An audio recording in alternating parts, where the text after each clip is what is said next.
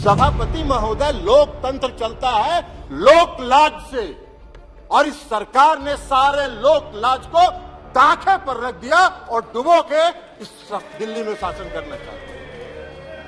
आप बैकडोर से शासन करना चाहते हैं। अभी माननीय गृह मंत्री जी ने बिल को पेश करते हुए कहा कि दिल्ली की सरकार 2015 में ऐसी बन गई कि जो भ्रष्टाचार के मामले में जिसका काम ही नहीं है सेवा करना। अरे सेवा दिल्ली की सरकार जनता की सेवा कर रही है कि नहीं कर रही है, यह फैसला तो करने का अधिकार दिल्ली की जनता को। आप कैसे बैठ के यहां फैसला कर सकते हैं? आपको कौन अधिकार दिया है यहां फैसला करने की? चुनाव तो आप भी लड़ते हैं दिल्ली में, लेकिन आप 3 सीट पर सिमट जाते हैं, 3 सीट पर सिमट जाते हैं और उसके बाद भी कहते हैं कि वाह भाई दिल्ली में जो सरकार है उसको सेवा का काम ही नहीं कर रही है। कौन सा काम आप व्याख्या कर रहे हैं? आपने दिल्ली के एमसीडी को सारे लोगों को मिला के एक एमसीडी किया, क्या हुआ? हासिल आपका। दिल्ली के एमसीडी के चुनाव में भी आप हार गए, फिर भी आप बोलने में बात नहीं आ रहा है।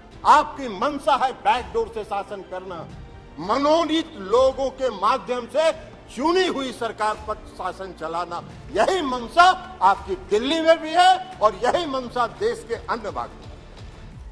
ये कौन सा शासन आप चला, कौन सा लोकतंत्र स्थापित करना चाहते हैं? अभी चर्चा कर रहे थे माननीय गृह मंत्री, गठबंधन की चर्चा कर रहे थे, इंडिया की भी चर्चा कर रहे थे। अब इंडिया का फोबिया तो उनको समा गया है, इसलिए कि आज तक तो कभी इन्होंने एनडीए की बैठक नहीं की, आज तक कभी नहीं हुआ था। लेकिन जिस दिन इंडिया की बैठक मंगलोर में हो रही थी उसी दिन इन्होंने एनडीए का बैठक किया। अरे भाई, आपको तो उस फोबिया से आप ग्रस्त हैं, आप उस फोबिया से ग्रस्त हो गए हैं और आपकी विदाई होने वाली है, तो इसलिए भ्रष्टाचार की बात कर रहे हैं। बैठिए ना बाबा, आप जाइएगा, विदाई होगा आपका। चलिए बैठिए, भाषण दे रहे हैं। बैठिए, आप बोलिए ना, आप उधर ध्यान मत दीजिए। राजीव रंजन जी, उधर ध्यान मत दीजिए। Address the chair only, address the chair only. केवल आपकी बात रिकॉर्ड में जा रही है, किसी अन्य की बात रिकॉर्ड में नहीं जा रही है। आप प्लीज एड्रेस द चेयर, अपनी बात पूरी कर दीजिए।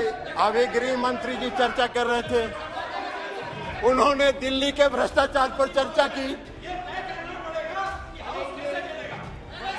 आप ही चलाइएगा। अभी सभापति महोदय माननीय गृह मंत्री जी चर्चा कर रहे थे, पेश करते हुए उन्होंने कहा कि दिल्ली में बहुत भ्रष्टाचार हो गया है, भारी भ्रष्टाचारियों का जमा हो गया है। महाराष्ट्र के बारे में उन्होंने चर्चा नहीं की। 4 दिन पहले प्रधानमंत्री ने कहा 70,000 करोड़ का घोटाला हुआ और सबको वॉशिंग मशीन में डाल के बाहर निकाल दिया। अरे वाह भाई वाह, भ्रष्टाचार की परिभाषा कर रहे हैं और देश देख रहा है।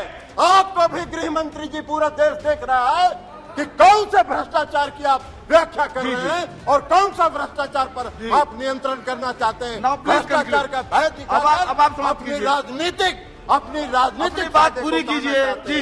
इसलिए चिंता मत करिए, जनता देख रही है आपको भी। 2024 में आपका भी फैसला जनता कर देगी।